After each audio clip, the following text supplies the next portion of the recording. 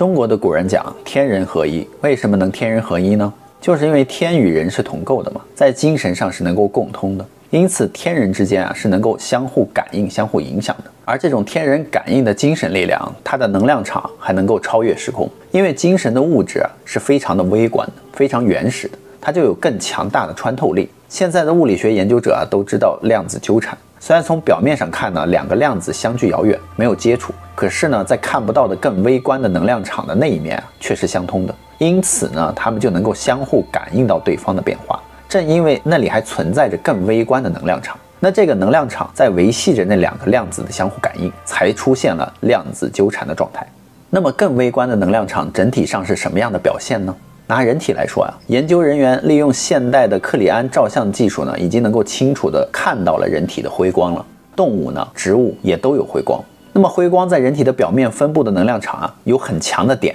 那些很强的点呢，恰恰就应对于中医的人体穴位的位置。但是在现代解剖学上呢，肉眼却看不到穴位，穴位呢也没有人的肉体组织结构，但是呢，它却在深层的空间中以能量体的形式存在。所以看一个人如果看其表面的肉体是不全面的，人体还存在着许多另外空间的身体状况，都是在相互影响着。这远远超出了人类现有科学的认知。所以呢，武侠小说里面所描述的所谓的武功练到极致、人剑合一的一个状态那其实不是形容词，而是事实。为什么这么说呢？让我们进入今天的故事天人合一。Hello， 大家好，我是宇哥。好，大家好，小唐。其实修行没有所谓的境界，一切都是自我的幻想。天人合一呢，也被传得神乎其神。其实天人合一的描述只是一个真相。这个真相呢，就是人在专注的时候是与世界融为一体的，彻底的活在当下。而在平时呢，你我都活在大脑创造的幻境当中，各种人际关系各种欲求不满，各种来自于未来的恐惧和过去的悔恨之中。那么这些主观的思想把我们和世界隔绝开来，我们看到的世界只是自我意识的一种投射。而自我意识呢，就是天人合一的关键所在。那什么是自我意识呢？举个例子比如说两个分裂后的细菌，那究竟谁才是那个细菌的本尊呢？作为一个拥有自我意识的人类在我们的潜意识里会将自我意识赋予我们观察时的对象，默认他们也是具有自我意识的。我们因此赐予了被观察者我的这个概念。而其实呢，这个自我意识是一个被拥有自我意识的我们在潜意识中条件反射的附加在了被观察对象身上。所以我们的意识呢，在此时此刻已经开始影响并干扰我们观察的结果。而我们若要将事情的本质看清楚呢，就需要将他们所被附加的我的那个属性从被观察的对象中剥离。而剥离自我意识的属性后的被观察对象呢，将会是一个更加接近事物本质的纯粹真相。很显然，细菌应该是没有自我意识的，至少它没有如人类一般完整的自我意识。当一个细菌分裂成两个以后它压根就不存在究竟哪个才是我嘛。当我们还在纠结谁才是他的本尊的时候呢，这其实是作为观察者的我们自我意识诱导下的一个自然反应。现在呢，就用我们自己来做一个观察。一名3岁的孩子呢，剪了头发，然后看他的反应，相信他认为在他剪头发的那一刹那，他的自我意识中呢，仍然把自己的头发当成了自己我的身体的一部分。而当他的头发从他的脚边滑落的时候呢，他已经开始用脚去踢那些散落的头发了。这表明呢，现在这些头发已经并不是他身体的一部分了，已经不属于我了。据说呢，孩子们的自我意识一直是处在发展与完善的阶段。观察3岁孩子的自我意识呢，也可以作为一个具有代表性的例子。比如说换牙的经验，在乳牙掉下来之前呢，我们会自然而然地将牙齿呢当成我的一部分而忽视掉。但是当它掉下来以后呢，我们再用手去观察那颗牙齿的时候，很明显的从意识中脱离了我的这个概念，不再被认为是我的一部分了。但是反过来假如我们在掉牙的地方镶嵌一颗牙，或者是植入一颗牙之后呢，你想一想，一开始肯定会不习惯嘛。但是当我们习惯了，或者是忽略了它的存在之后，那么这颗牙并不是我们自己的牙，是不是慢慢的已经开始渐渐的成为我们的一部分了呢？在意识上被我们接纳入了我的范畴了呢？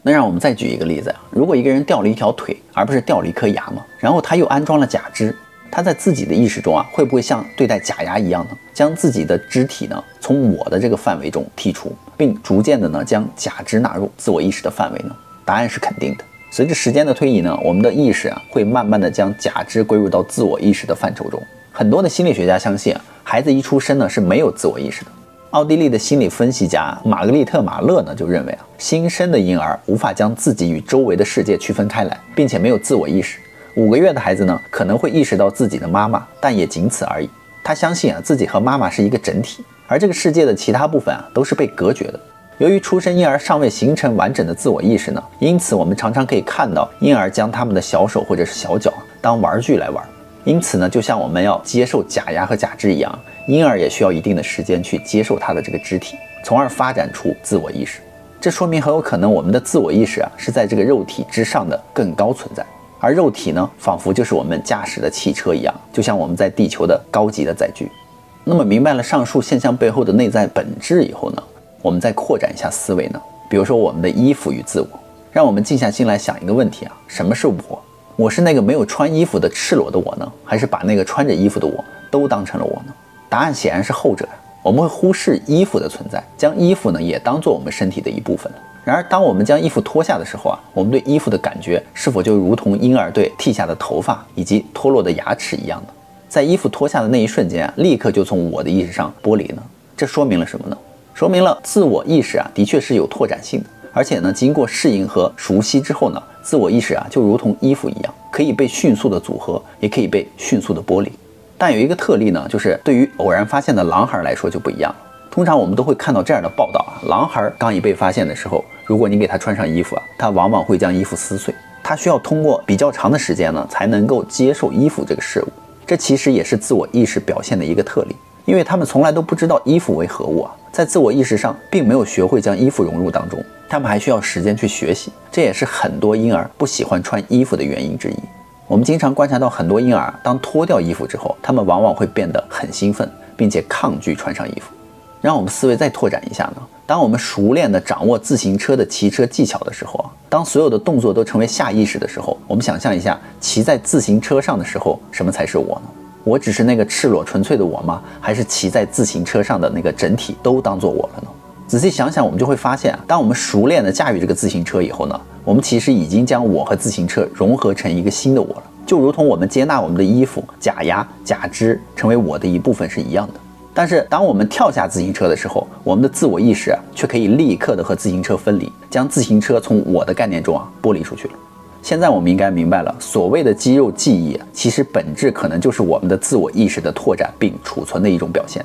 再比如呢，我们开汽车的时候的感觉当我们熟悉了汽车的驾驶技术，当所有的动作都成为了下意识的反应，并在集中精神力驾驶的时候呢，我们的感觉是不是和骑自行车的感觉是一样的呢？我们已经将我的这个概念拓展到了整个汽车上面了呢。由此我们可以假设一个更大的概念比如我们此时此刻全神贯注的驾驶的不是汽车，而是一架巨大的飞机，或者是一艘几万吨的巨轮，甚至是一个体积巨大的宇宙飞船。经过熟练的学习之后呢，我们都会储存到自我的意识当中。那么是不是间接的就表明我们好像比电影《阿凡达》中演的还要高级呢？因为他们还需要用辫子去连接才行而我们只需要熟练驾驭了，坐上去就与任何的载具自然融为一体了，成为一个整体的我。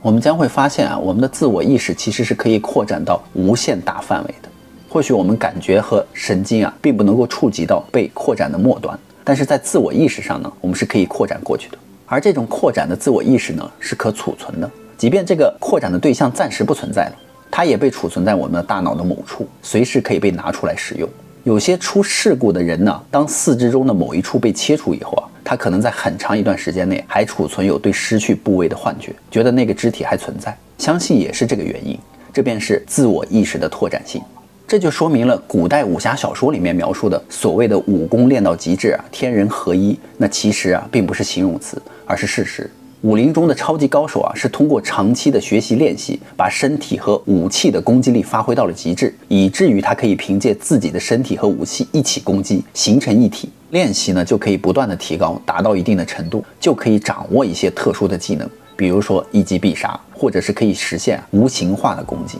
甚至可以用自身的力量改变环境和对手。那道家经典以及各国文化中的打坐冥想呢，所获得的天人合一的感觉，其实那也不是形容词，那是由于我们将自我意识向周边无限扩展，甚至扩展到了整个宇宙而获得的神秘感觉。所以前面提到的心理学家观察到的新生婴儿，在没有完全的自我意识会将自己的肢体当作玩具，这其实只是因为他们刚来到这个世界，还在适应自己的四肢，就和我们刚开始学习骑自行车、开车是一样的。大家都在学习和适应呢，获得更多的自我意识的感觉。现在我们就知道了，假如一个人他如果有千手观音一样的千只手，那么他也是可以获得自我意识的。最后呢，他一定可以自由地控制这上千只肢体，因为自我意识啊，天然具有扩展性和学习能力，无论呢它是什么。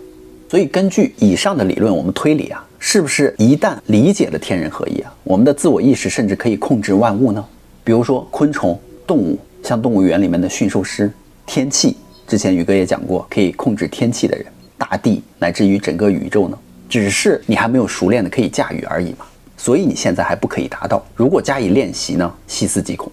那有人可能会问了啊，自我意识的拓展性的本质是什么呢？为什么它可以随意拓展呢？实际上，自我意识的延伸啊，很有可能并不是延伸，相反呢，它是在寻求一个界限。这是因为，当我们回溯到新生的婴儿的时候呢，甚至是胎儿神经系统发育的阶段，自我意识很可能一开始就是一片混沌，没有界限，就像宇宙啊最初一开始一样，是混沌一片的。因为我们的身体还没有形成嘛，我们从一个小小的胚胎快速的成长，没有固定的形态，没有固定的界限，因此自我意识必须是流动的一个状态，能够充满所有的空间。而我们后天要学的却是获得自我意识的边界，并脱离周围的环境。这就像是一种生物程序化的衰老和死亡啊，是需要进一步演化才能够获得。而由于无限流动的自我意识啊，让形形色色、大小不一的生命都能够有自我的意识。所以不管是婴儿还是成人，无论身体发生了什么变化，他们的意识都会自动适应。这种界限感呢，是通过不断的学习储存在你的大脑当中的，并且能够根据现实的环境啊，随时的调用合适的边界，以匹配实际的环境情况。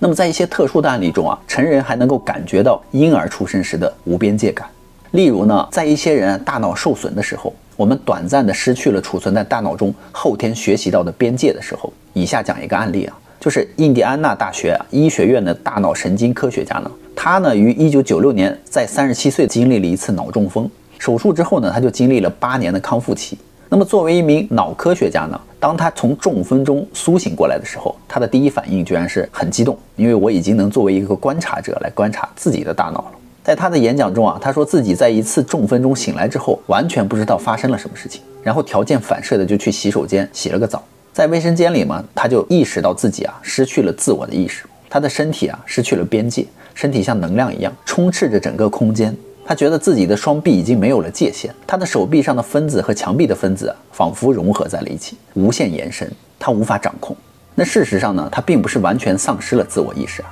他当时所感受到的是自我意识原始状态的真实体验。他没有认识到自我意识它本就是一种流动且无边界的，它是由于脑部损伤啊，暂时切断了与他自我意识的联系。所以在成长的过程中啊，我们会通过自我学习而获得流动的边界。我们现在才明白，我们的自我意识啊，是一直随着我们的身体各种变化在调整和适应的，它一直在做着动态的自我学习和自我总和、自我剥离。最后呢，仿佛我们都是一个幻象一般啊，在每时每刻都有一种瞬时的边界，这使我们获得了一种主观上的独立性。同时呢，这种感觉又是无限扩展的，它可以无限的扩展和组合，它既是具体又虚幻，它可以在任何时候被附加组合，也可以在任何时候呢被分离。它无时无刻的不在改变着我们的生命，这便是古人所说的天人合一。那么好了，故事呢，宇哥就讲完了。喜欢我们频道的朋友，欢迎在下方留言与我们互动哦。别忘了订阅关注宇哥与小唐的频道哦，拜拜，拜拜。